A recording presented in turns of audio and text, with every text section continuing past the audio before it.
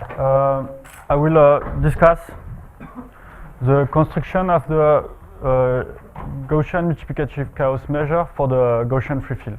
Okay, but just before I begin, I would like to make some comments about the case we treated this morning.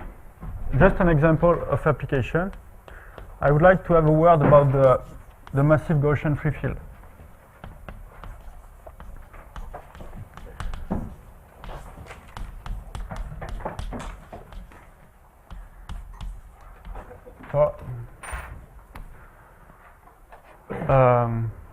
So we are now in dimension 2. As I said, I am only interested in log correlated Gaussian field.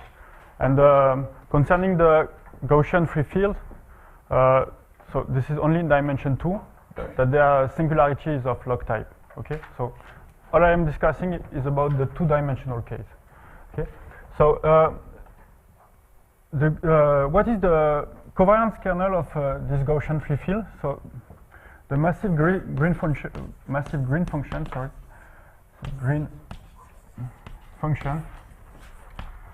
is the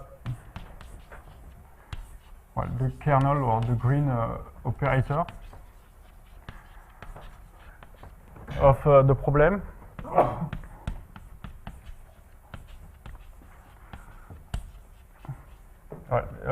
Set on R2 m minus Laplacian of some function u equal to 2 pi f. So f is the data. F is the data. It should be smooth enough. This equation is defined on R2, and u is the unknown function.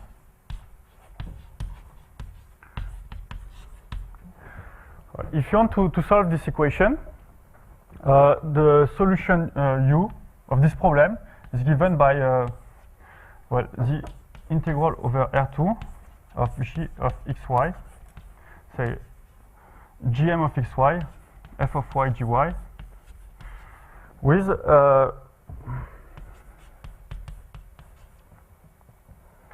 gm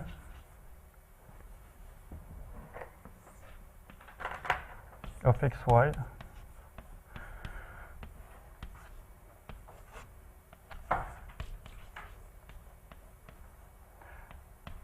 so you integrate with this weight here, you integrate the transition densities of the Brownian motion on R2. So let's call them xy. Okay. So you can compute explicitly this integral by replacing the transition density of the Brownian motion by the expression.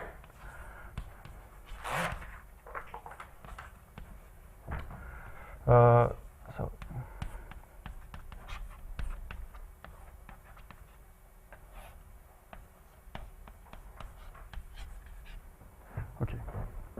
So this is an explicit expression for your green function. And if you want to see that this kernel fits into the framework we saw this morning, you just have to compute. You have to write this kernel as a Fourier transform of something. Okay, and you have to check that the something is of the form I give you this morning. So actually, this is a very simple computation, because here you have this exponential minus a square. You know that this Gaussian density, it's the Fourier transform of the Gaussian density. So you just replace this expression here by the Fourier transform of a Gaussian density, and you find exactly the spectral measure of Gm, and I give it to you. Gm of xy is equal to 1 over 2 pi integral over R2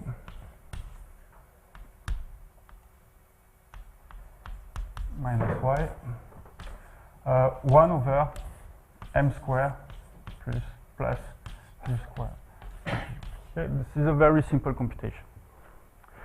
So you want to check that it fits the framework of this morning, so you just rewrite this expression as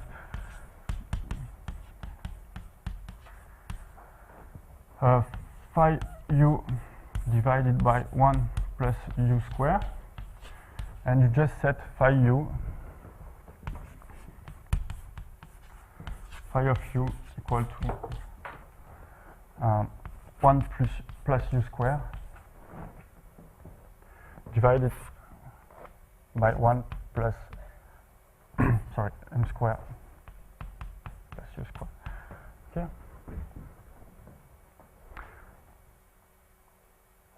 Is that clear? Okay. So you see that when u goes to infinity, u goes to 1, you go to 1. Okay, as claimed this morning. Okay.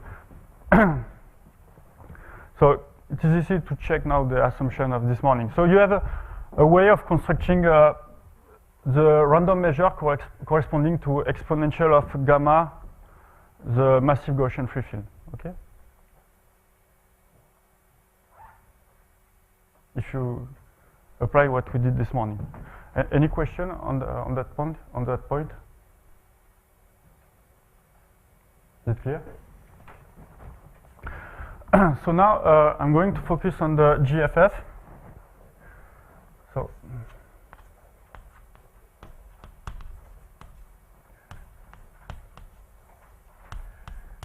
well, and to stick to the context, I will focus on the GFF on domain G with a Dirichlet boundary condition. Okay, so you can, so that you have seen this object with Jason's lecture. Okay. So what I'm going to do, I will propose two approaches.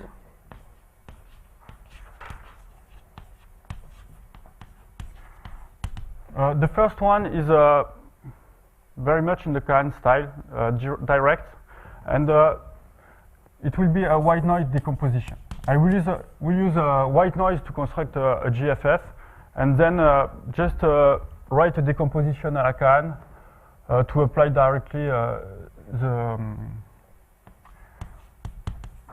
the theory. And this is the first approach I want to develop, and the second approach is a orthonormal basis expansion.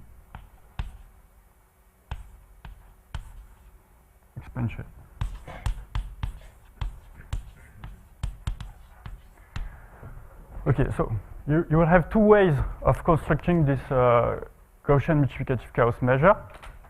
Here, the limiting measure that you will have in the end will be measurable with respect to the white noise you use to construct the GFF. Okay. In this approach here, you will have a random measure in the end, which is measurable with respect to the GFF you had in the beginning. Okay. So, and here recall that this is not because you are measurable with respect to the white noise that you will be measurable with respect to the GFF. This is the drawback of this approach. Okay. But it is very direct. Okay. And turns out that with this, you can apply Kahn theory to this orthonormal basis expansion and get something which is measurable with respect to the GFF you have. Okay. Right. So the direct way. First, the first approach.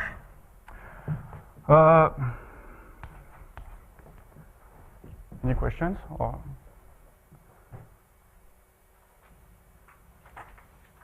what do you mean by DCC? white noise decomposition.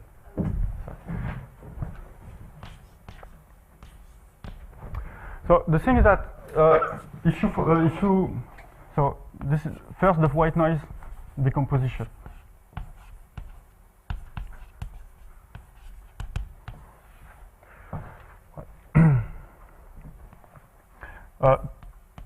The first observation you need to make is that there is a way of writing the green function of the Laplacian with Dirichlet boundary condition as an integral. Okay, you can write it as the transition densities of the Brownian motion on G killed upon touching the boundary. Okay, so this is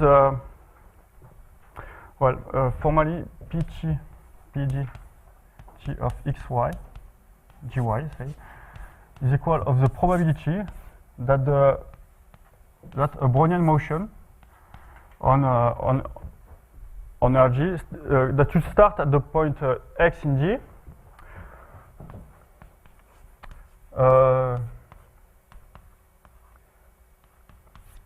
hits your volume element gy before touching the boundary of G. Okay, so Tg is the exit time of your Brownian motion out of G.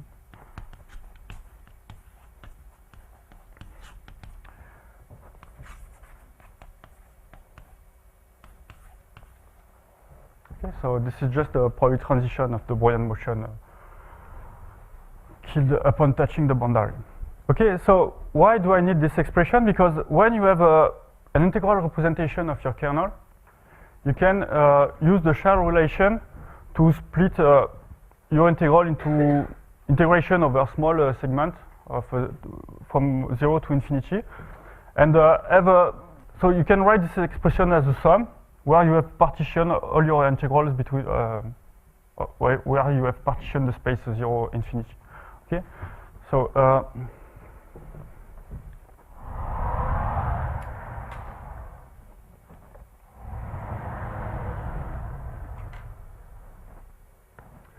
so now you see that the divergence occurs for t close to 0.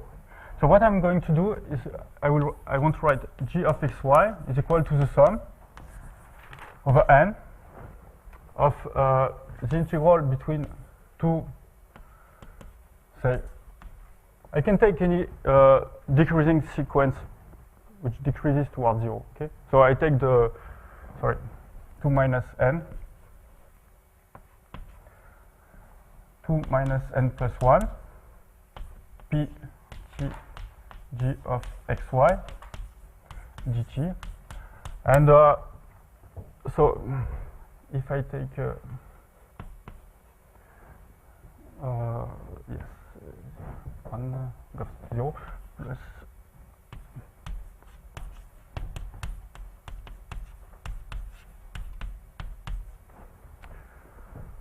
okay, I call these kernels Kn, and this one I can call it K0. Okay.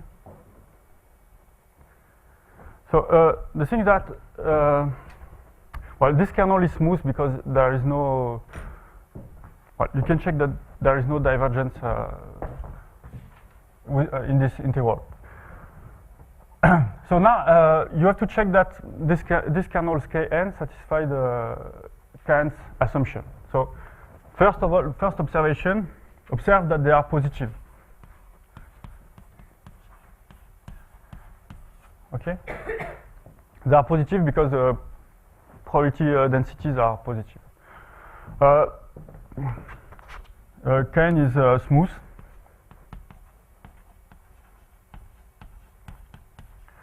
Okay, because here you have a smooth function of txy.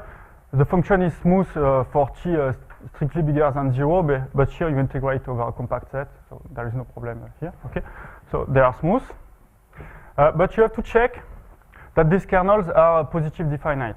Okay, so this is the point to be checked. So Kn is positive definite. So how do we prove this point?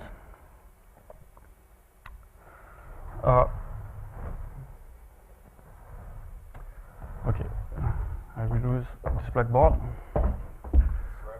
Question. Under the line WM decomposition, you have P superscript D sub P x comma y, and then directly to the right of it, it looks like a transition kernel. Sorry? So where it says underneath the line WN decomposition, Double G decomposition. Oh yes, okay. have P sup D sub T x comma y, and then directly to the right of it, you have P sup D sub T x comma dy. And I'm not sure which one. Yes, okay. So yes, you're right. This is an abuse of notation. You should maybe write this like this. Thank you. Okay. Thank you.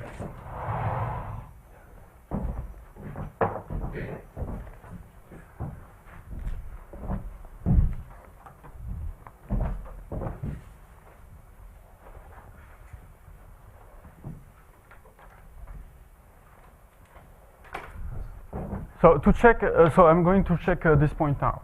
Okay. So I have to check that if I consider the double integral for any two test function, say phi,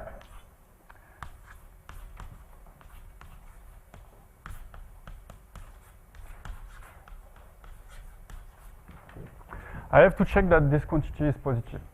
Okay. So that will be a positively finite. And you will be sure that this is the covariance kernel of some nice Gaussian process. So,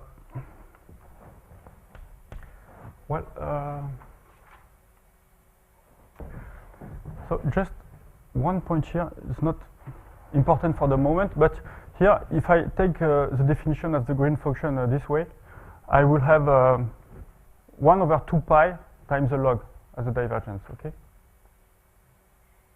So I want to have a factor 1, so you just multiply by 2 pi. So that you have exactly a log divergence.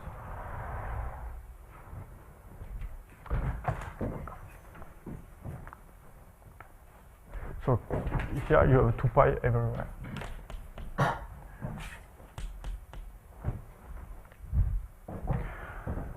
So if I look at this integral, this is a double integral. And I have the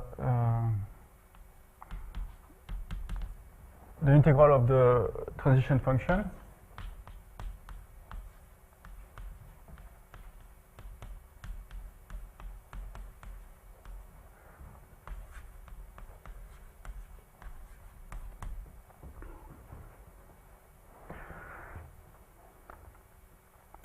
So now I'm going to use the Markov property of this kernel. So I just write this integral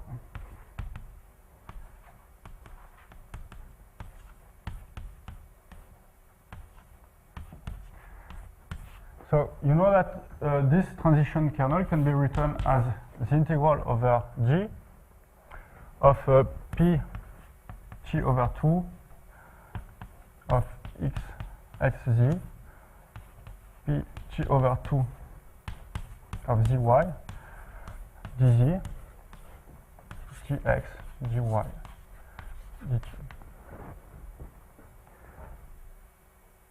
Okay, so now I'm going to gather the term x with the function in x, the term in y with the function in y, and I will have a square. Okay. So I forgot my 2 pi here. Well, no, I don't need the 2 pi here. Okay. So this is just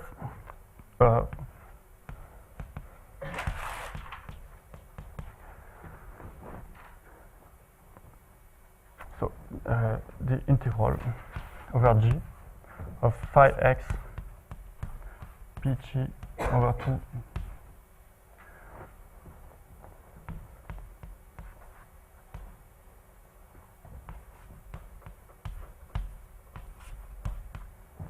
okay.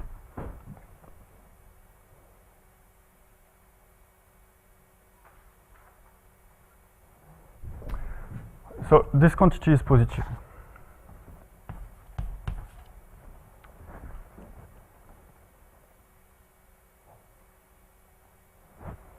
Okay, so you just to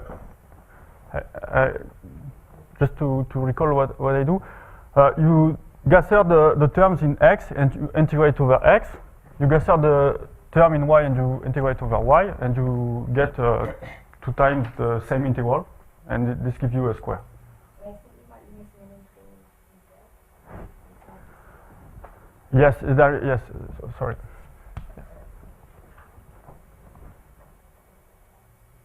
Maybe inside.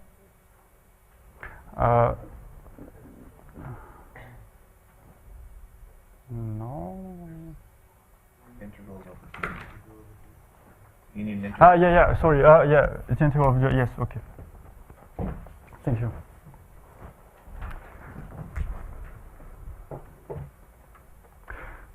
So this kernel is positively finite.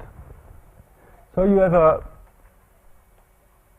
representation a la Kahn, okay, and everything. There is no problem here to apply a Kahn strategy.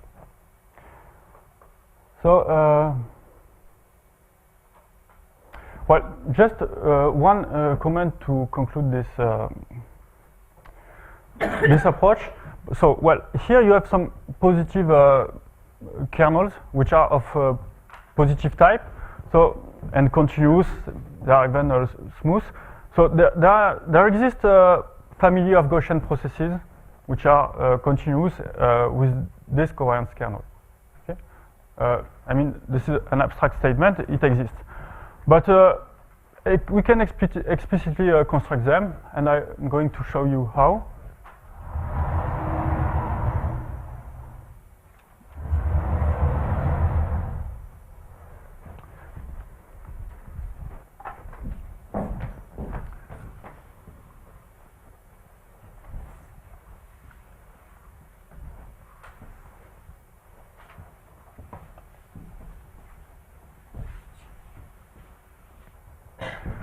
So, to have an explicit way of constructing this Gaussian processes with this covariance kernel, you can proceed as follows.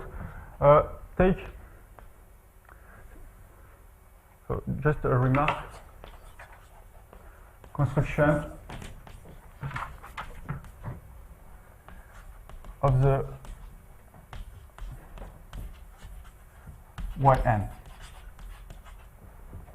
So you take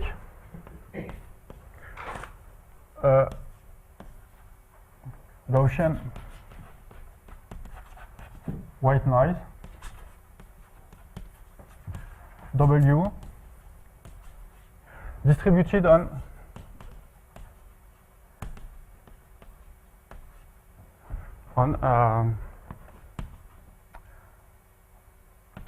R plus times G. Okay. So this is a standard white noise. I mean, the intensity measure is just the product of the Lebesgue measure on R plus times the Lebesgue measure on G. Okay. So mean that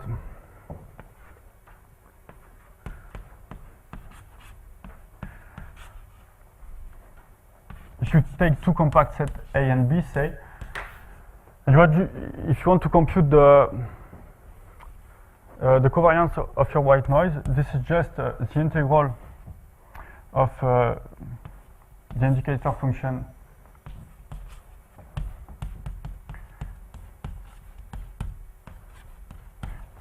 over R plus times G. Okay.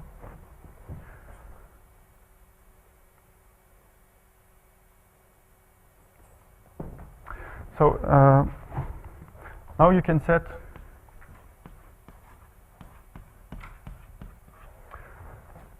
so this will be for the time scale. The t here will be to integrate the t here in your kernel, and the white noise in the over G will be for the x variable here. So just integrate your white noise between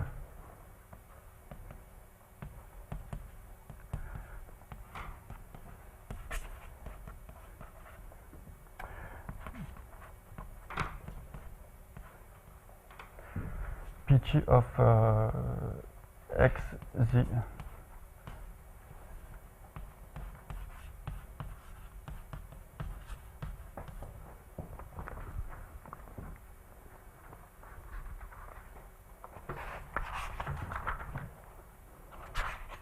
So now we can check that we have the right covariance kernel. So we can do the computation.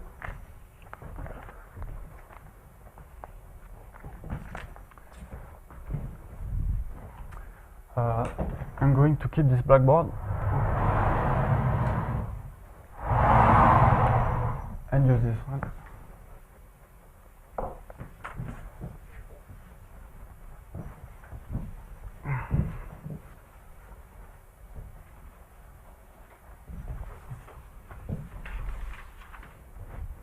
Okay, look, so this is just a simple check. If you take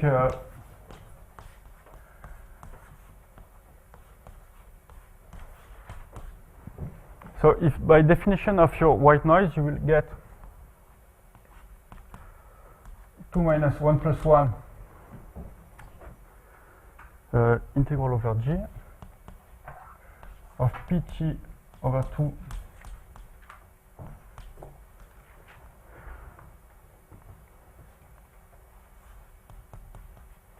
So now you should have yz, but as your kernel is symmetric, I just write zy, dz, dg. Okay, and now you just have to use the Markov property. Okay, the weak Markov property of your kernel to see that this is just this integral here.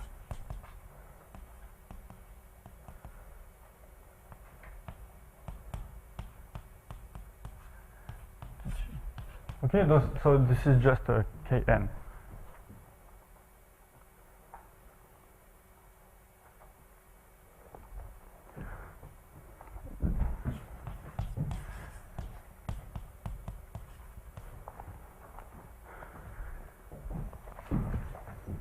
So now you can, the conclusion here is that if you set xn is equal to the sum of the yn, the martingale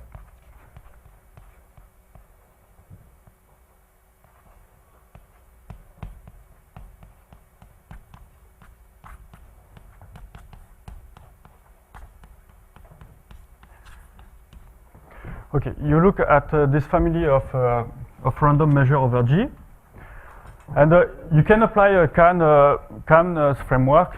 Everything, there is no problem here. This is just a simple example where everything works. So this family of random measure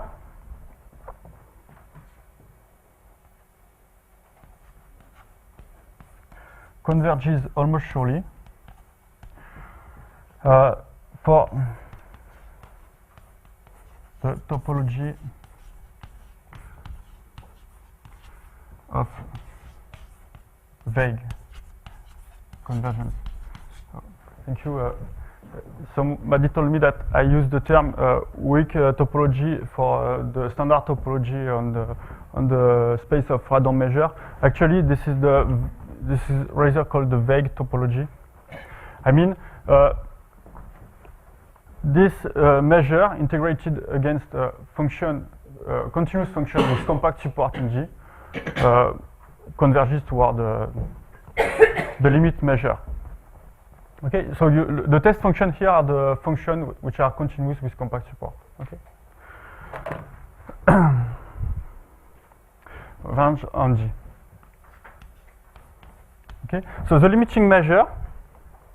So, the limiting measure is non-trivial.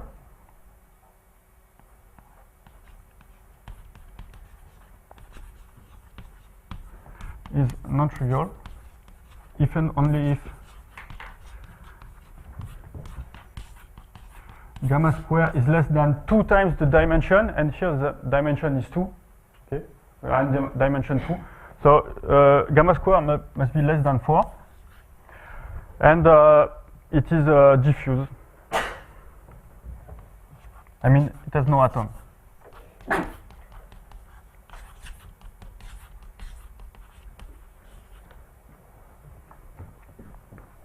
Well, actually, I will show you that also.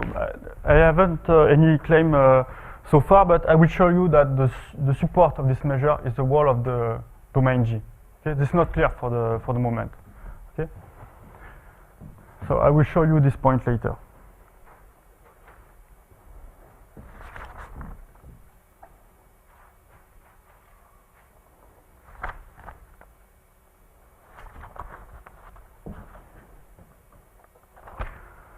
Well, just so as I constructed my approximation, the xn are measurable function of this white noise I use here. Okay, so the xn are measurable function of my white noise. So here, my approximating measure mn is a measurable function of my white noise. Okay, and m is defined as the almost sure limit. So the limiting measure I get here is a measurable function of the white noise I use to construct my my approximations. Okay.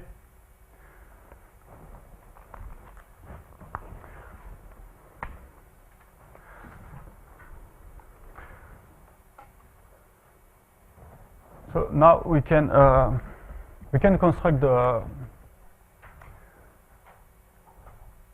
we can have a look at the other approach.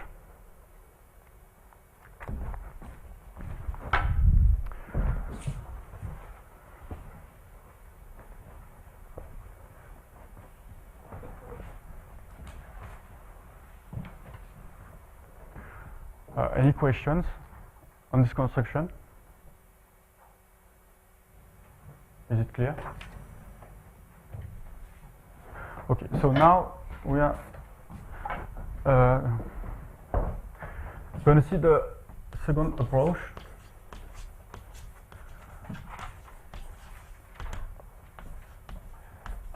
Orthonormal basis expansion.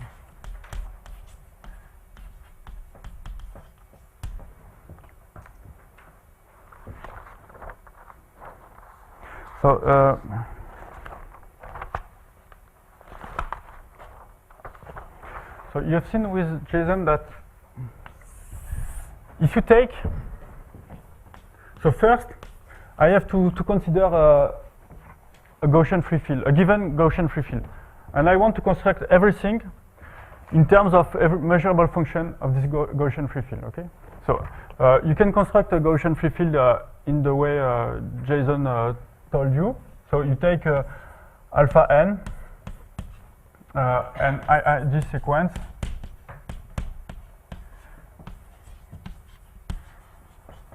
of Gaussian law with mean 0 and variance 1. Okay.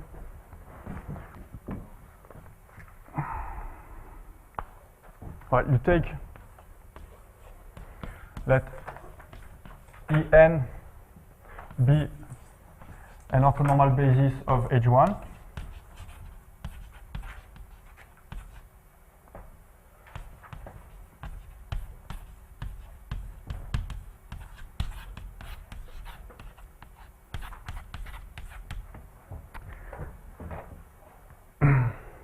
Well, usually you want to take here the eigenfunctions of the Laplacian, okay, because you have an explicit expression for them, okay. But if you want to construct the measure in an abstract way, you don't care about the En. But if you want an explicit expression, you can use the eigenvalues of the Laplacian.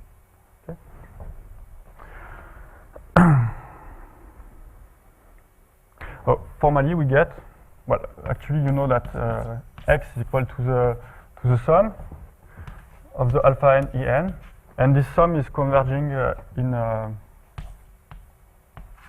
is as sure converging in h minus 1 and actually h minus epsilon.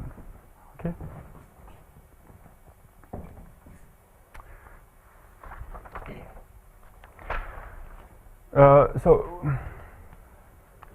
And actually, if you have a GFFX, you can recover the alpha n just by just following a remark. You have alpha n is equal to minus, yes, Okay, so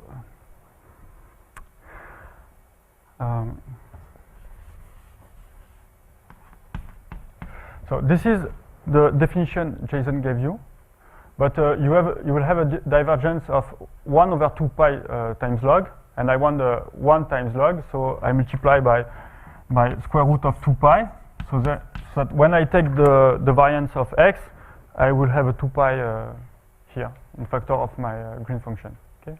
And I have a log singularity.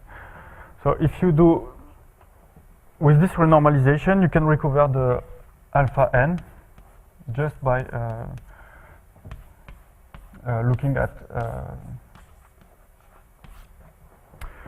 the Laplacian of your orthonormal basis, okay? I guess as far as I remember, Jason had a word about this, okay? When you can apply this kind of thing. Well, this is why I take my En. If you want to do this, you need that your En be not so bad, okay? At least in the domain of the Laplacian, in such a way that this function here is well defined, okay? So if you have a GFF, you can reconstruct the alpha n with this expression, okay? So now,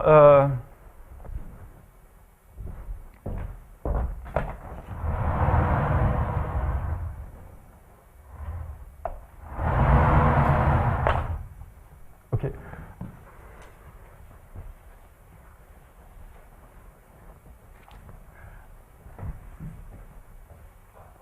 Well, if you look at the expression we have for the GFF, it looks like a sum, an infinite sum of independent Gaussian processes. Okay, each term alpha n times En is a Gaussian process. Okay, and it is independent of all the other terms.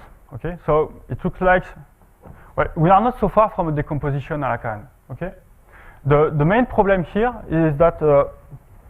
Well, do you see the problem here?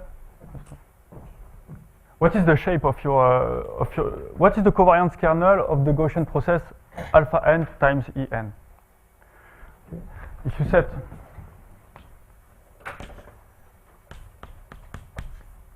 well, the covariance kernel is of course this quantity here, okay? But if you want to apply Kahn, well, obviously this function is smooth, okay, by assumption. I take a nice orthonormal basis, but it is not necessarily positive, okay? Okay, so we cannot directly apply a Kahn strategy, okay? My kernels are not positive. So this is the thing we are going to handle now. So. So I set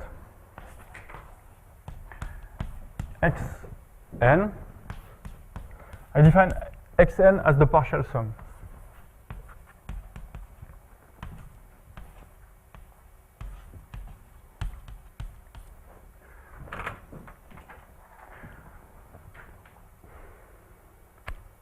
No, and the mn.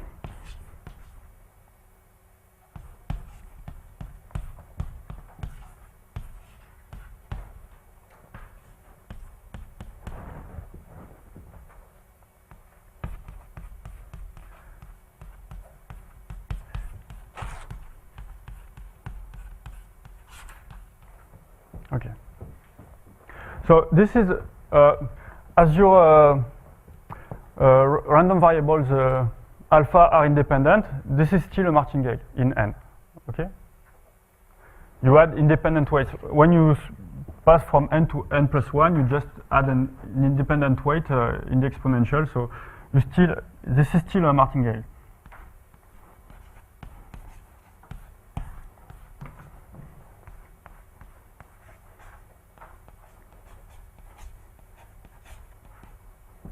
Is a positive martingale. Okay, so it converges almost surely, but we have to check that the limit is non-trivial. So we have to check that this martingale is uniformly integrable. And we are going to do this with Kahn's comparison principle. Okay? So, but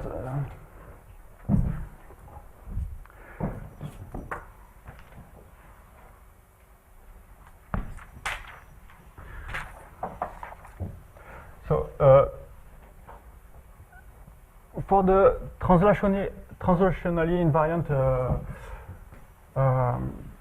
log correlated fields, we had an explicit expression for this partial sum. Okay, in terms of integrals, we had an integral representation of this kernel, and I told you I gave you a bound. Okay, I'll let you check this bound, but I gave you a bound this morning. Now we are in a situation where the basis ek is not explicit, and I cannot claim that I have an obvious bound for this covariance kernel. So I'm going to use another strategy. Okay. I'm going to consider well, I will take a modifying sequence. So take rho, a smooth function, smooth positive function on R2 with compact support.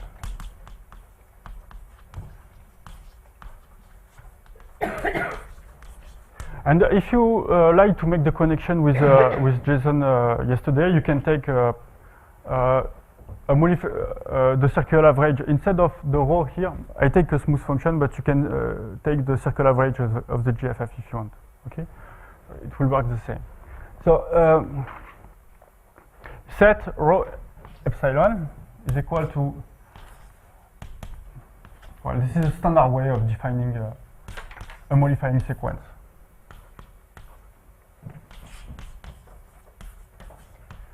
Okay. And now I'm going to look at the the modified GFF.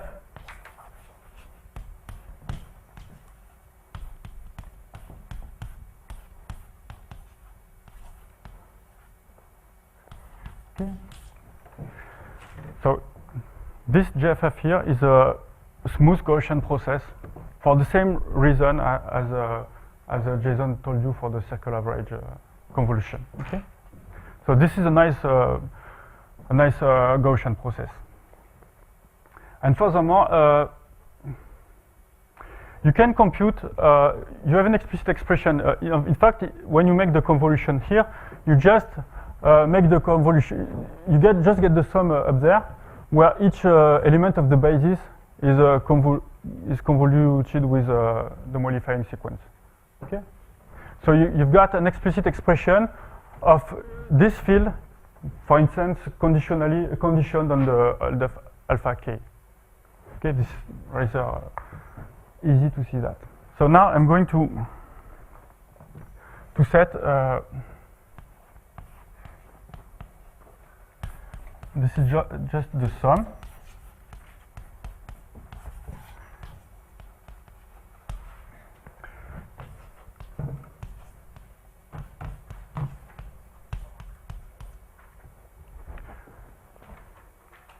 I make the convolution of the case element of the basis with the modifying sequence. Okay, and if you condition this field on the first n random variable alpha k, you get this expression. Okay, this field conditioned on the alpha k with index ranging from 1 to n, you get the expression here. Okay, because your random variables are independent. So, so now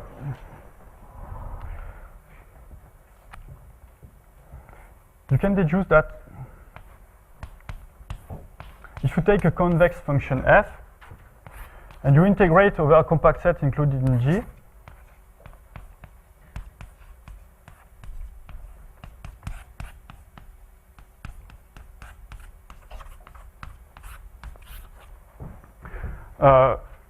well, recall that there is no harm in defining this measure because the field here is smooth. Okay? Is it clear? Okay. And my claim is that we have this relation here.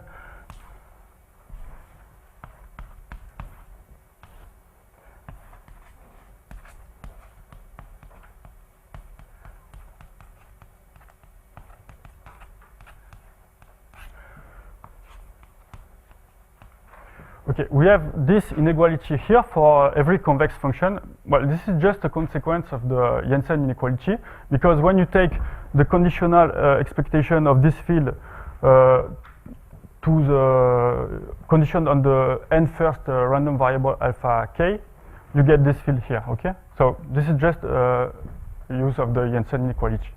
You condition on the first n, the first n term.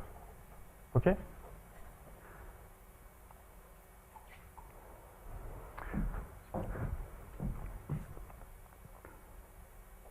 So now I want to. The thing it's much more easy to analyze the covariance kernel of this Gaussian process here. Why? Because its covariance kernel is just the green function that you have convoluted. Okay, so you have an explicit expression for this kernel. Okay, so I will have a uniform bound with respect to epsilon for this term here with the Cohen comparison principle. So I will bound this term independently of epsilon. Once I will have done this estimate, I will remove the epsilon dependence here by taking the limit as epsilon goes to 0, because this is you just apply the dominated convergence theorem.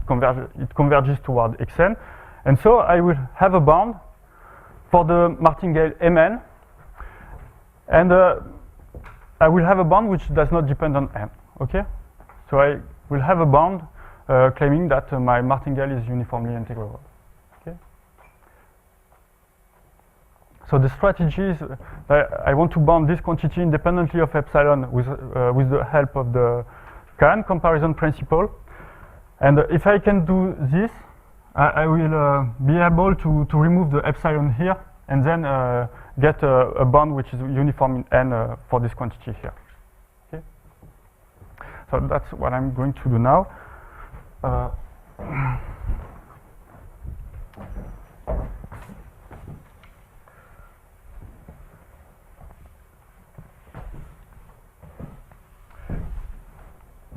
So now,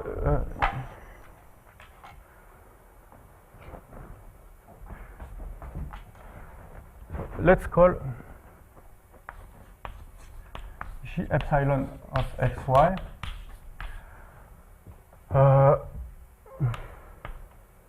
this is equal to the green function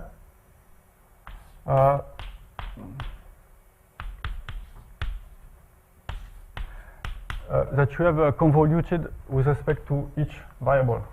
And then, is it clear my definition here? The green function has two variables, okay? You take the first one and you make a convolution with my modifying sequence, okay? And you take the other variable and you make a convolution with the other modifying sequence, okay? So it's an abuse of notation, but this convolution refers to this variable and this convolution refers to this variable. Okay? Is it clear? Okay. So this is my definition of J epsilon, and actually this is the covariance kernel of X epsilon.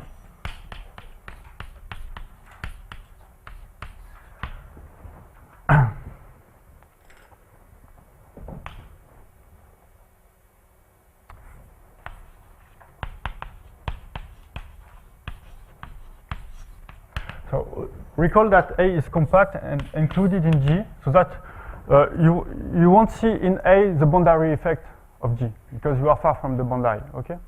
You have a compact set and G is open. So you are far from the boundary of G, and you have an explicit expression for G inside, I mean in the very inside of your domain. This is a log type.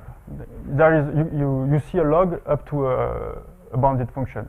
I mean inside the domain on a compact set. Okay, this is a property of the green function. Okay, so it's not. This is a claim, but it's not hard to see that you have g epsilon of xy, which is less than log plus a constant. Okay, let's call it b, this constant, on A.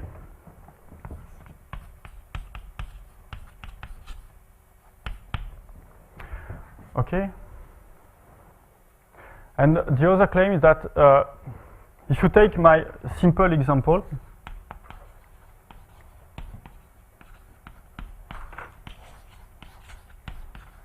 well, actually, you can take my simple example or any covariance kernel for which you know that the Kahn theory works. So I like to take my simple example, but the second claim is that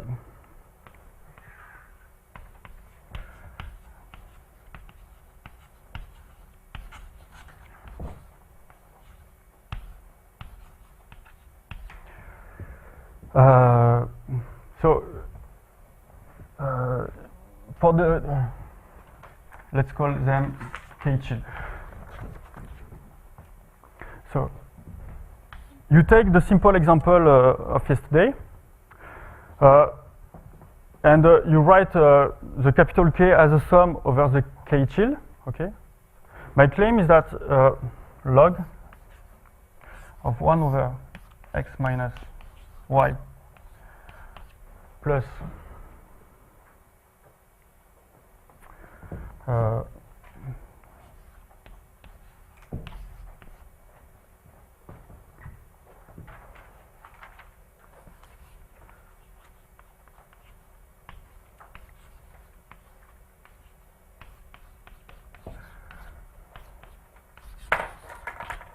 okay, so this is the approximating covariance kernel of the simple example. Okay, and you can make explicit computation with this kernel too, and see that it is above a log of this form up to some constant b prime, which does not depend on n. Okay, so the thing is, you have a bit, you have some computations to make, but recall that with this kernel here, with the convolution of the green function, and for my simple example, you have explicit expression for this kernel and for the approximating sequence. So this is not a difficult exercise to check these two bounds. Okay. So so now I'm going to use these two estimates to use Kahn. Any questions? Yes. The last line, it's rho to the power. It's e exponential.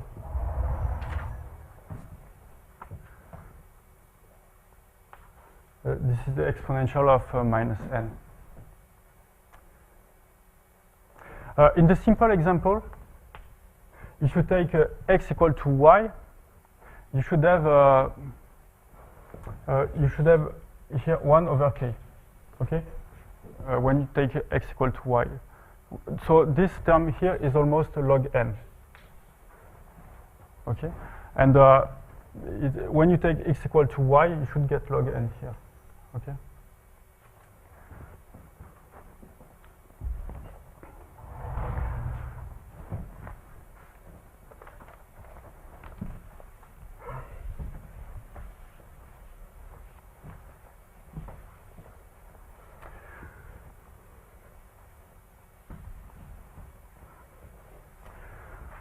So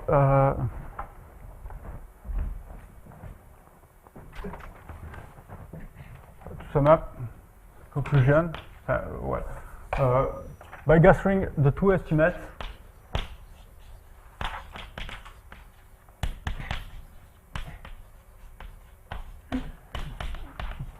we have that there exists some constant b bar, such that g epsilon of xy is less than the sum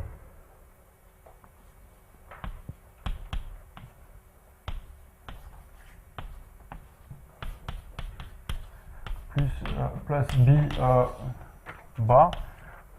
B bar does not depend on n, but this is only true when epsilon is equal to exponential of minus n. Okay. Okay, if you want to use the two relation, you have to take epsilon equal to e minus n. Is that clear? Okay. So now you can conclude as we did this morning. You know that for the simple example, by the De Laval-Poussin theorem, you can take f to be a convex function such that f of x over x goes to infinity, okay, and which satisfies some sub-scaling relation. So we take f convex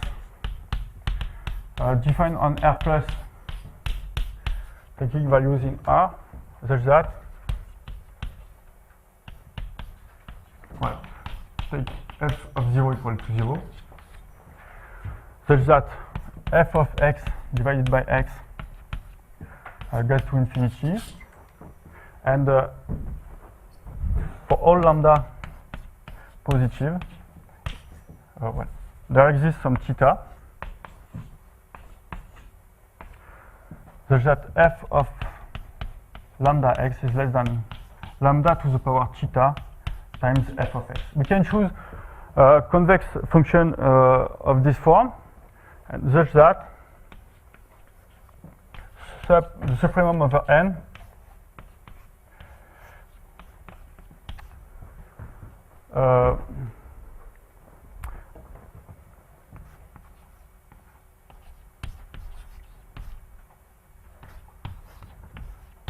and here the tilde means that I'm looking at the approximating martingale of the simple example. Okay, so this is the martingale for the simple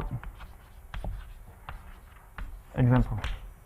Okay, this is because this martingale is uniformly integrable when gamma square is less than 2g. Okay.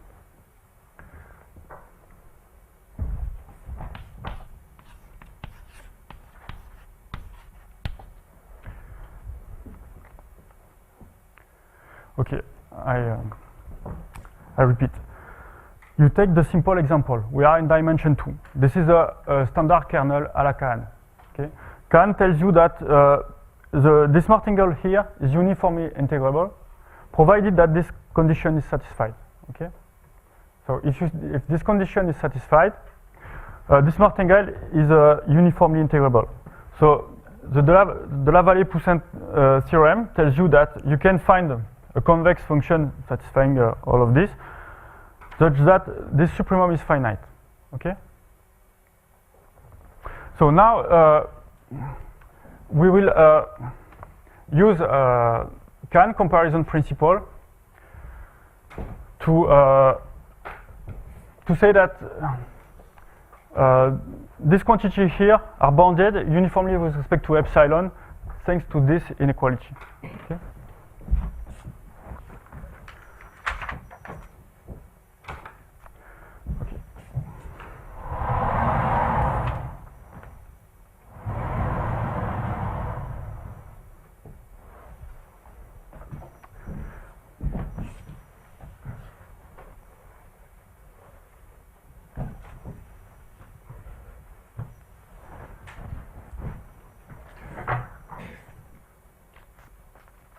So this is very convenient because I continue the computation here on the line here. Okay. So by Kahn,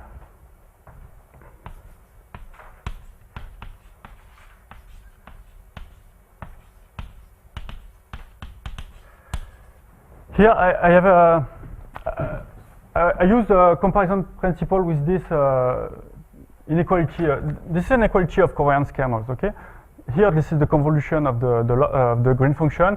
Here, this is the kernel of the simple example, and here, I just use the standard trick of adding an independent random variable, okay, which is independent of everything. Okay. So by Karen, this expectation here is less than the expectation of the same convex function, where I replace my convolution up there by the simple example that I take epsilon must be equal to e minus n, so n is equal to log 1 over epsilon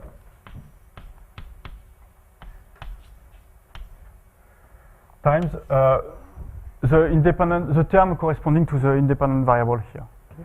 So I have gamma square root of b times an independent Gaussian random variable minus gamma square over 2b. Okay. So recall that here I know how to compare the covariance kernel of this Gaussian process. When with this relation, when I take epsilon is equal to e minus n. Okay. So this is the same as claiming that n is equal to log 1 over epsilon. Okay.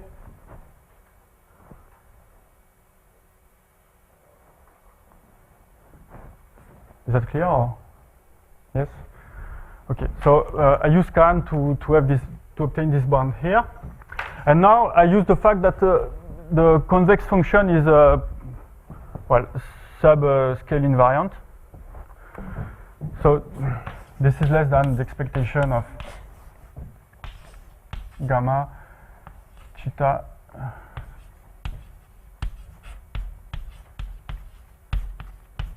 over 2b times f of m tilde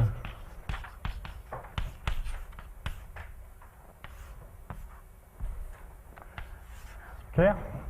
I have this expectation here, but the terms here are independent.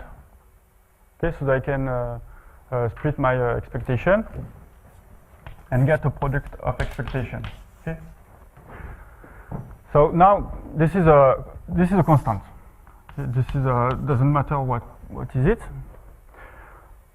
And here I know that this quantity here is bounded uniformly with respect to the index here, because my martingale is uniformly integrable. Okay, so this supremum is finite. So this is less than a constant c, which does not depend on anything. Okay.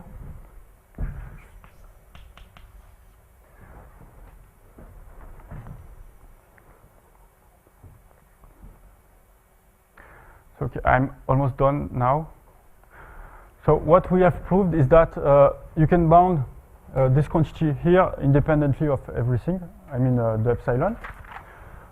And here you just apply the Lebesgue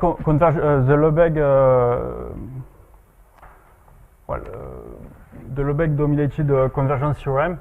And you get well, you take the limit as epsilon goes to 0 in this quantity, and you get for all n the expectation of f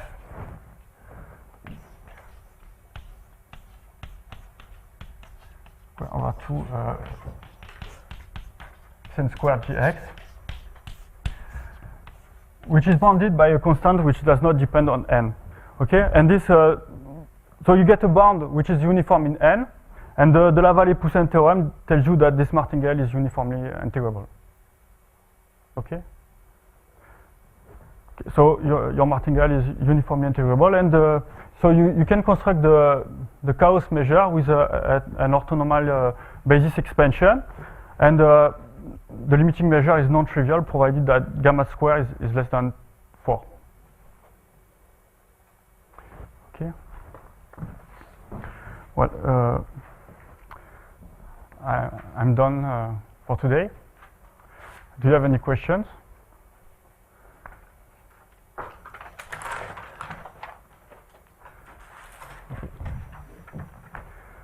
you for your attention.